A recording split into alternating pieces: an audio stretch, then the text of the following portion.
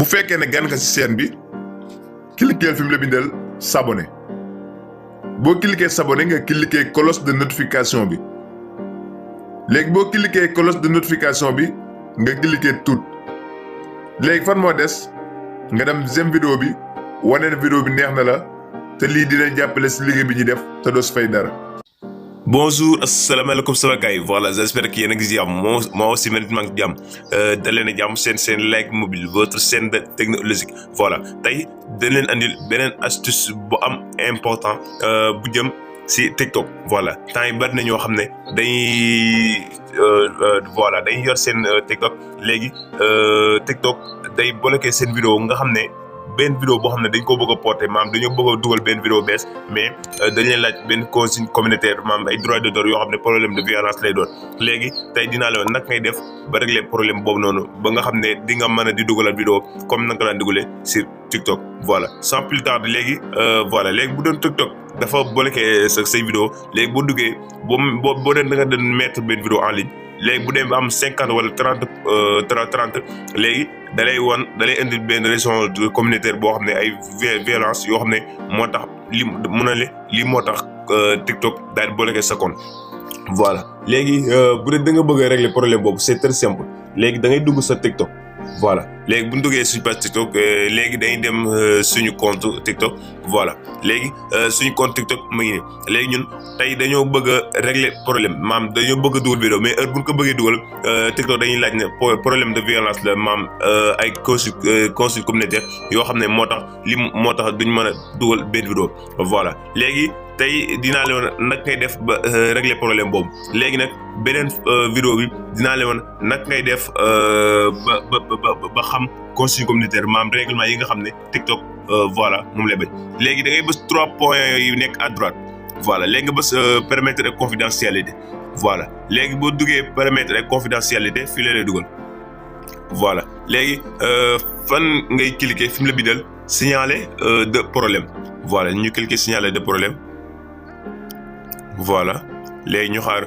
signaler de problème daal di ubbeeku voilà nee naa leen deuxième vidéo bi tey dinaa après moo leen wax lan ngay def ak nag ngay def ba xammee consigne communautaire yi nga xam ne règlement yi nga xam ne TikTok moom la teg pour ngeen mën koo invité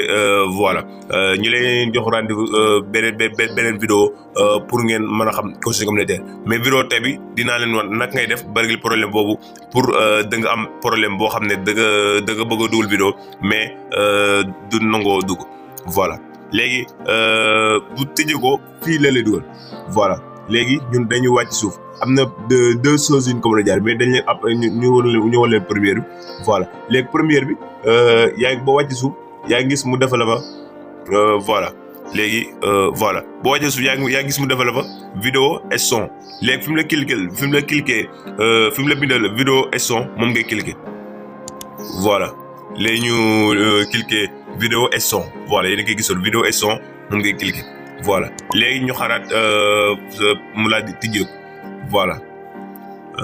léegi ñu xaar vidéo et son daal di tijjeeku voilà léegi ñu xaar vidéo et son daal di tijjeeku ma leen ko waxee rek TikTok dafa bëri ay consigne communautaire ay règlement yoo xam ne da ngay bañ pour ngeen fexe di invité rek voilà léegi vidéo et son bu tijjeekoo fii la lay dugal léegi ñu dem publier vidéo voilà léegi publier vidéo lay cliquer voilà léegi bi mooy première chose bi après deuxième bi après ñu wan leen deuxième bi ban yoon bu gën a simple nga ko mën a jaare voilà mais dañ leen jox yoon bi rek pour voilà léegi boo duggee mu laaj ba xam TikTok réglé na sa compte nga ne ko noonu léegi da ngay bës envoyer un message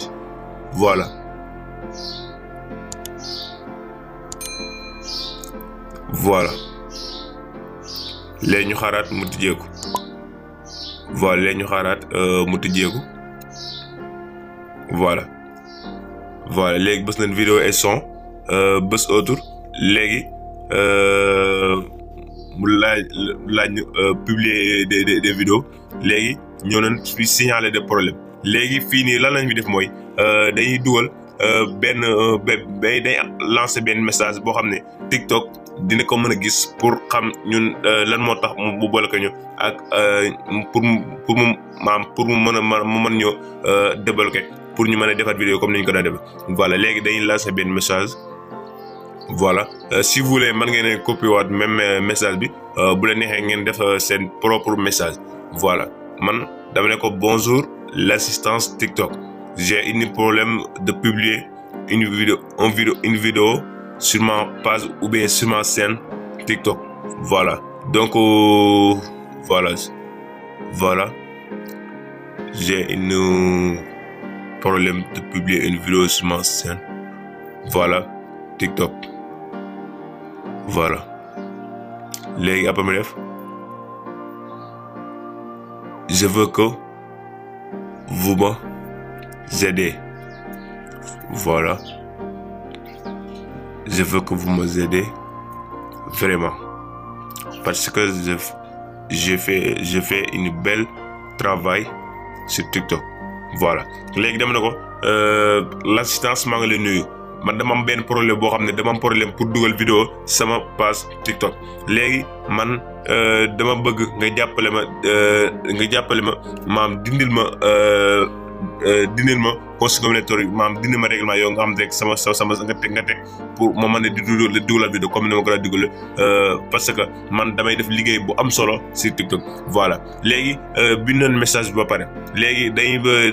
bala nga def envoyé da ngay def benn capture écran problème bi nga xam moom nga am wala nga def benn capture vidéo léegi ñun defoon capture écran ba pare léegi dañuy bës photo. Voilà léegi suñ capture écran bi mu ngi nii léegi dañoo amoon benn conseil communautaire et problème de violence. Voilà léegi dañuy bës OK. Voilà léegi ñu bës OK. Voilà léegi bu ñu bësee OK rek ñu xaar automatiquement voilà léegi image bi dina ko gis. Voilà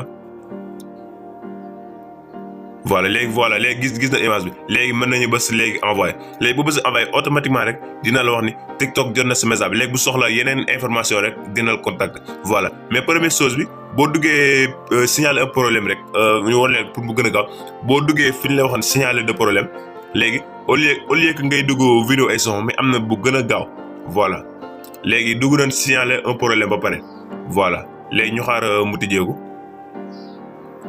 Voilà léegi nañ xaar signaler de problème daal tijjeeku.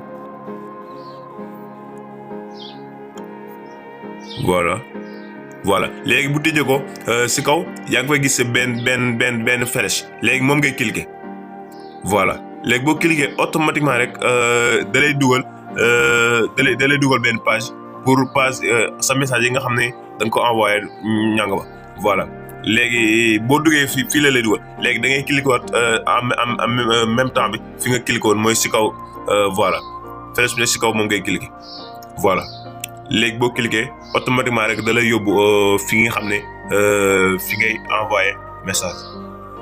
Voilà bii yoon bi moo gën a gaaw mais dañ leen wonoon yoon bi rek pour